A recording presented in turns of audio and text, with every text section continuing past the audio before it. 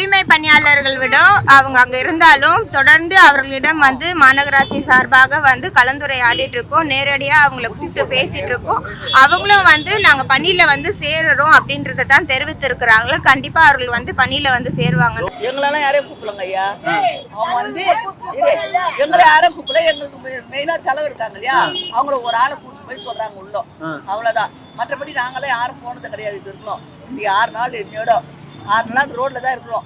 மதியானத்துல யாராவது கொஞ்சம் சோறு கொண்டாந்து தராங்க, சாம்பார் சாதமோ பிரிஞ்சு சதவீதம் தராங்க, அதுதான் சாப்பிட்டு இருக்கிறோம். எங்களுக்கு வீடு வாசல் இல்லையா, புள்ள குட்டிங்க இல்லையா, புயல் ஏதோ வந்தது, அதுக்கெல்லாம் நாங்கள் கஷ்டப்பட்டோம்.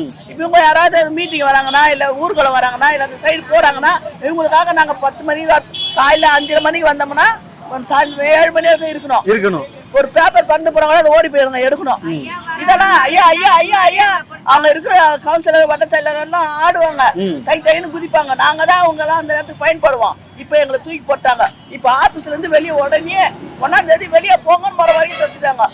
31 வேலை செஞ்சோம், 1ஆம் தேதி வெளியே போனிட்டாங்க. அப்ப நாங்க எங்க போறது? 2 வருஷம் வேலை வாங்கினாங்கல்ல, அவனுங்களாம் நினைச்சு பார்க்க தடுத்து விட்டாங்க. உடனே சிஓ சொல்றேன், மேஸ்திரி சொல்றேன், சூப்பர்வைசர் சொல்றோம். இவங்களும் சரியில்லை.